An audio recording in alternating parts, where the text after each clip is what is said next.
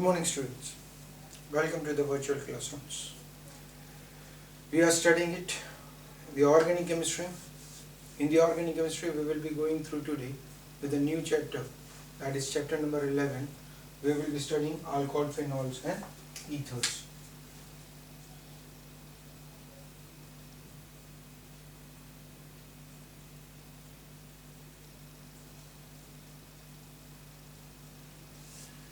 Okay, we studied it actually in 11th standard, hydrocarbons, right?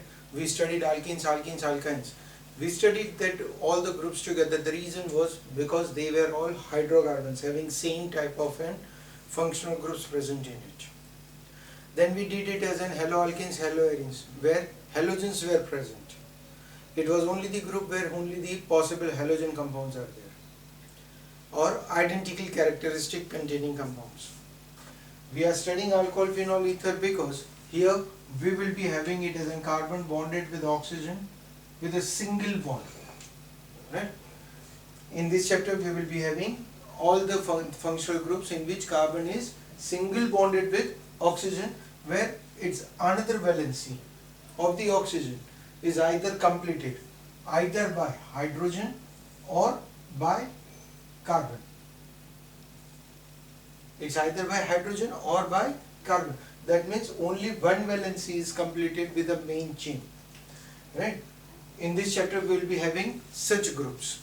In the next chapter we will be having some different groups where we will be studying it. Carbon is double bonded with oxygen, right? But at present we want to study it alcohol, phenols and ethers. Now when we are talking about the alcohol, phenols and ethers, what is the importance of the alcohol, phenol, ethers?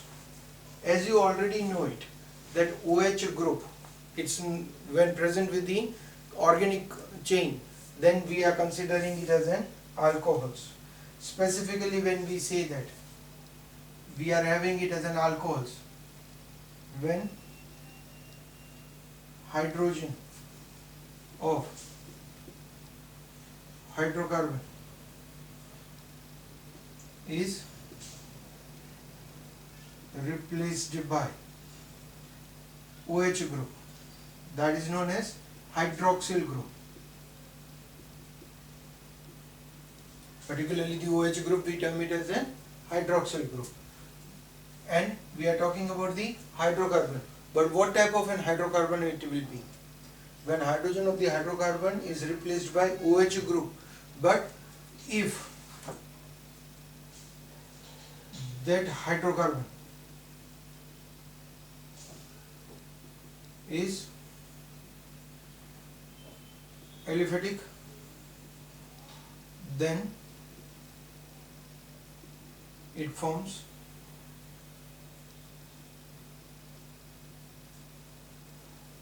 alcohol.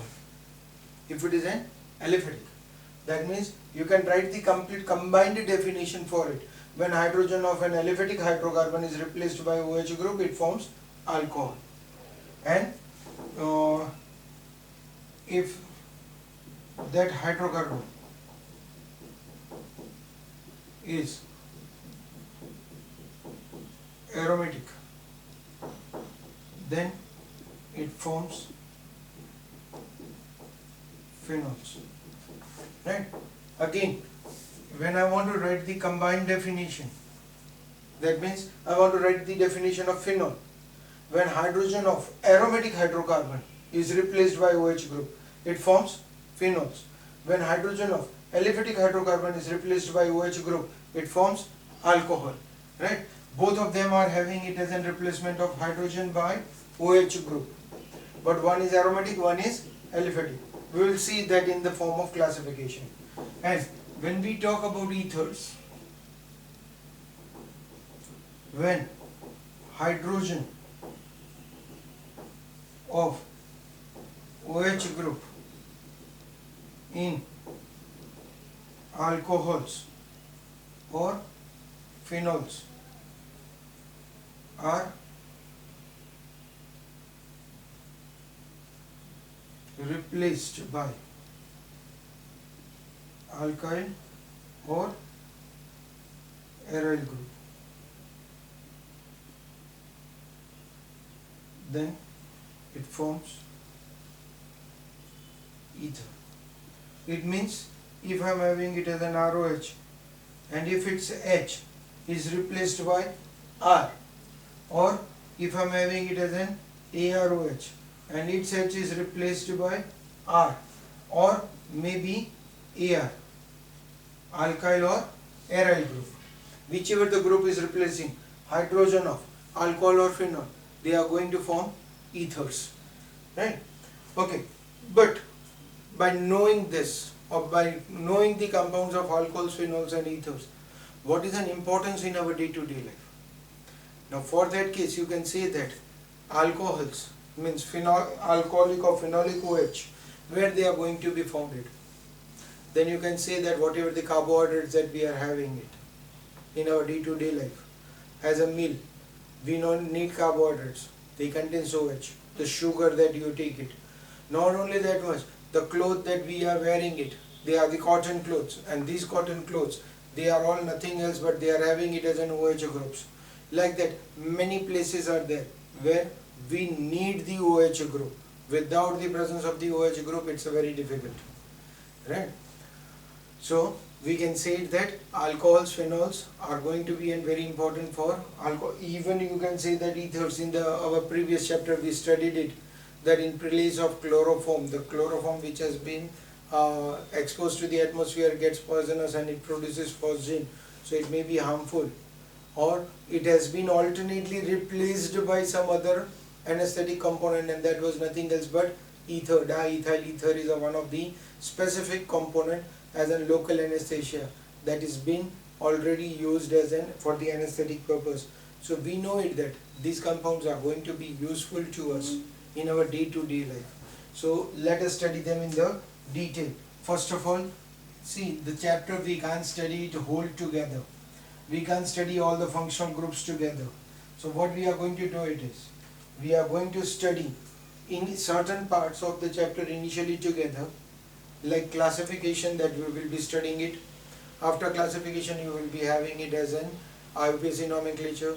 So what we will be doing it is, first of all we will study about alcohols, then we will study about phenols, and then we will go for ethers, right? So one by one we will be studying all the three functional groups, right? So first of all, today we will be doing it as a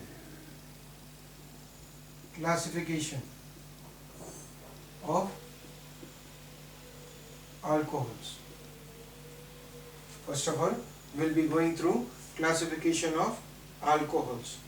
Now, when we are talking about the classification of an alcohols, what we will be having it as a classification of alcohols, then the same thing that we studied it in our chapter 10, classification of alkyl halides. The same terms, same factors, only the thing is here our functional group has been changed.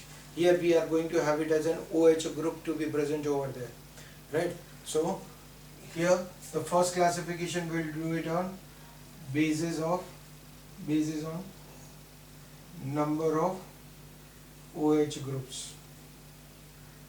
The first classification we will study on the basis of number of OH groups. Now, if we have one OH group,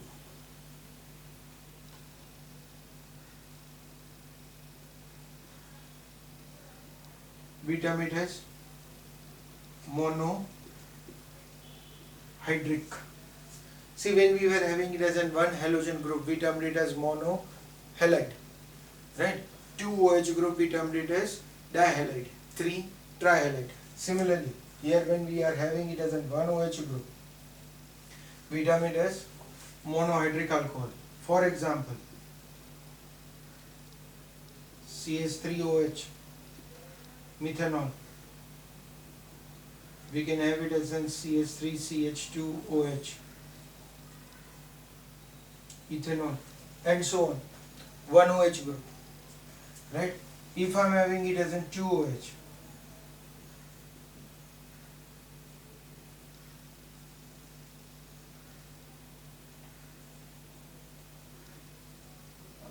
we term it as dihydric alcohol. That means, for example, if I want to write it, we will be having it as an CH2OH, CH2OH. Actually, the common name of this compound is ethylene glycol. It's a common name, right? If I want to write its IUPAC name, ethane 1,2-diol. Its IUPAC name is going to become as ethane 1,2-diol. Same way, if I am having it as in 3 OH groups, we will term it as trihydric CH2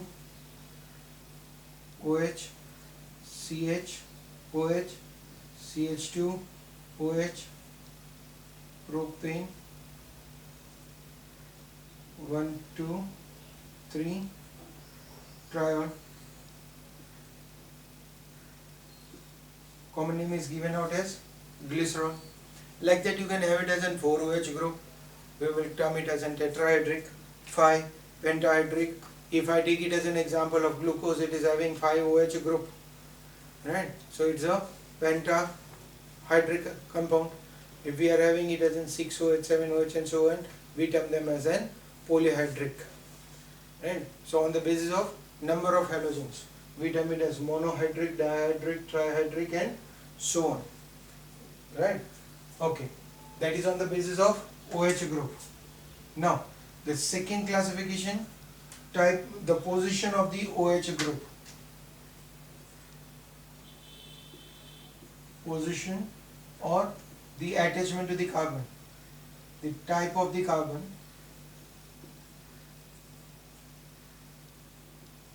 to which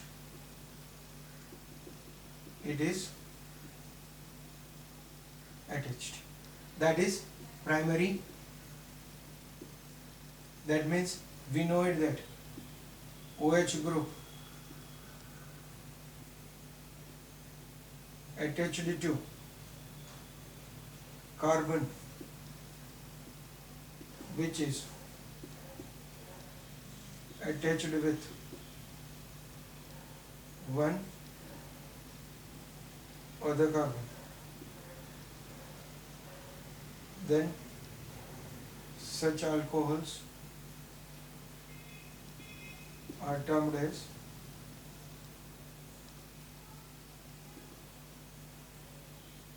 primary alcohols. If I want to write the example, CH3CH2OH, the functional group containing carbon is attached with only one other carbon. You can also have it as in the compound CH3CH2CH2OH. Still, this carbon is attached to only one other carbon, so it is termed as a primary OH group, right? Similarly, if we are having it as a secondary, that is OH group attached to carbon which is attached with two other carbons, then such alcohols are termed as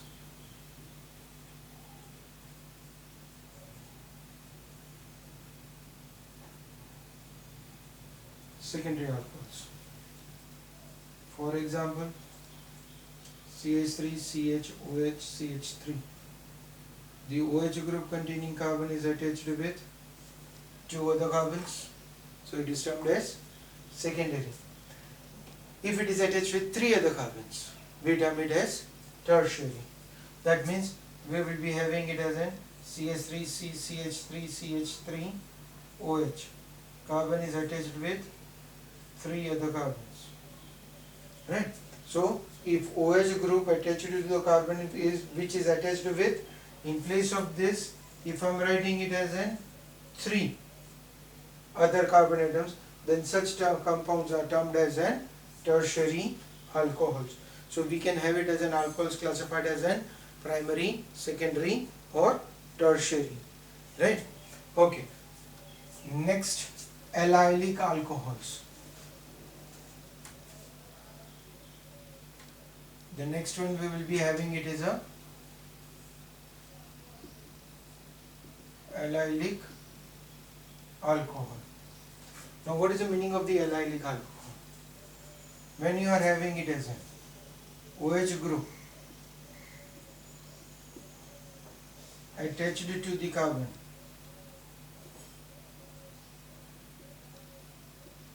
which is sp3 hybridized. OH group is attached to the carbon which is sp3 hybridized, and that carbon is attached with sp2 hybridized carbon. Then such alcohols are termed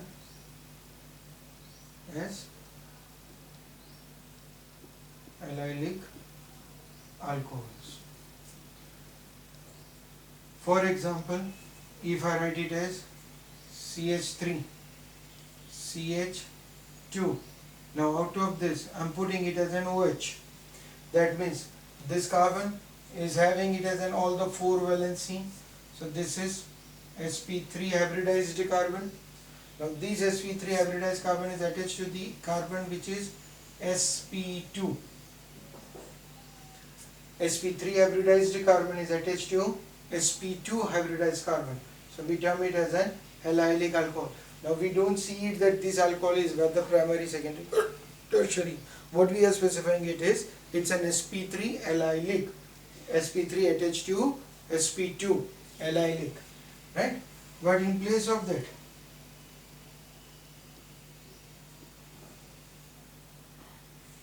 the next one is vinylic. That means, what is the difference in it? If the OH group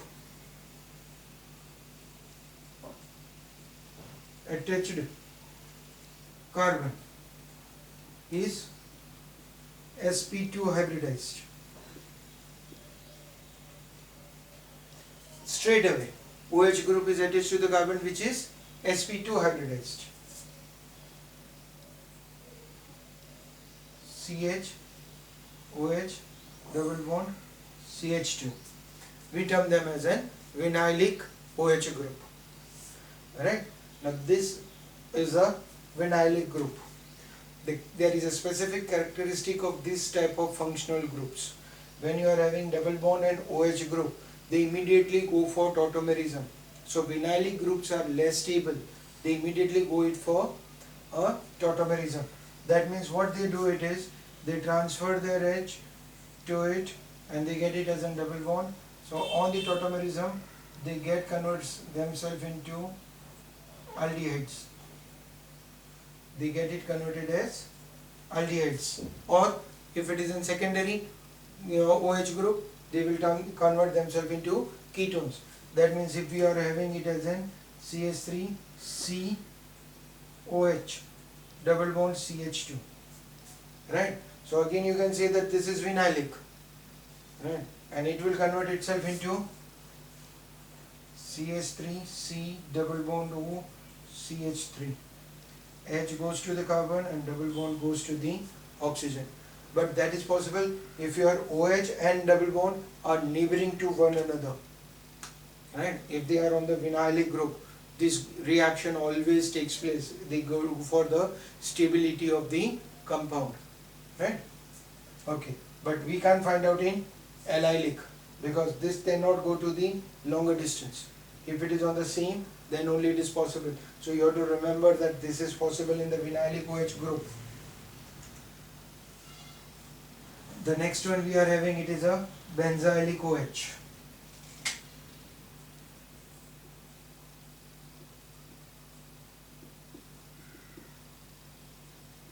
Benzylic alcohol. Now see, I am writing it as, and though the compound is benzene, I am not saying that it's an aromatic in nature. The reason is that OH is not directly attached to the aromatic nucleus. So in this case, when your OH group You are having an benzene. Benzene is attached to the CH2 group, and that CH2 group is attached, or a long chain is there. Aromatic compound is attached to the carbon chain, and that is containing OH group. Then we term it as an benzylic alcohol. So we define it as OH group present on aliphatic chain, which is attached with benzene. Specifically benzene. I am not taking it as any aromatic compound. It is specifically benzene, attached with benzene. Then the compound is termed as benzylic alcohol. And the sixth one we are having it is a phenols. Now that is specific. When you are having it as any aromatic compound, any aromatic derivative has OH group directly attached with aryl hydrocarbon. Right? Here we draw it as an benzene. Benzene will produce phenol. If I am taking it as suppose I am having it as an CH3 toluene, and in it if I am putting it, it will produce cresol. If I am having it as a chlorine, and to it if I am having it as an OH group, it produces orthochlorophenol. Right? So it can be to the any derivative when it is present directly attached to the OH group. Nucleus is directly attached. I have not attached with this carbon. If it would have attached with this carbon, it would have become benzylic alcohol. Right? So directly to the benzene ring, it's known as phenols. Right? So phenols are specific.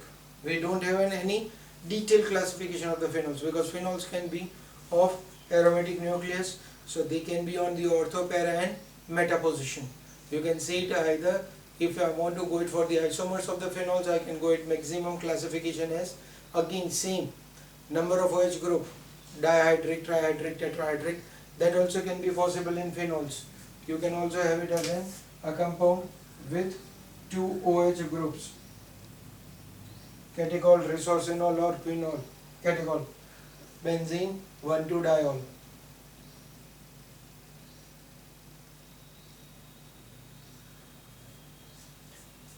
Okay, so we can have it like that.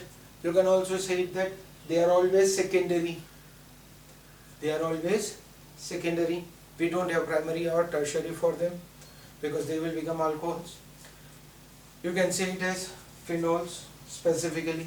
They can't produce benzylic or vinylic or allylic alcohols. Like that they can't produce phenols. So phenols can be classified only as monohydric, dihydric, trihydric. Okay, or the phenols itself. Okay, classification of the alcohols and phenols, we have seen it. Now we will see the classification of ether.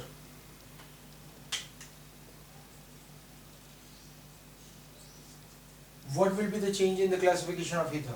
Ether means we will be having it as an ROR dash. For it, ethers means your OH group is compulsory attached with two carbons. Right?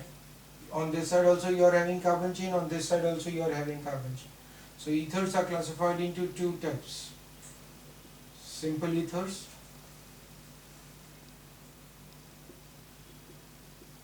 mixed ethers. We classified into two types: simple ethers and mixed ether. Simple ether means when both the carbon chains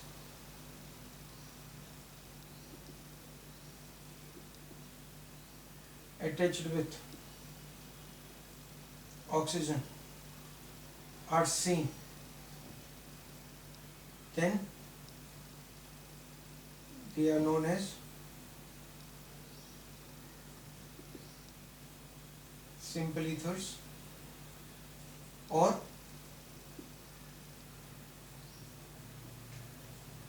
symmetrical ethers. It is also termed as symmetrical ethers, simple ethers or symmetrical ethers. But if you are having it, the carbon chain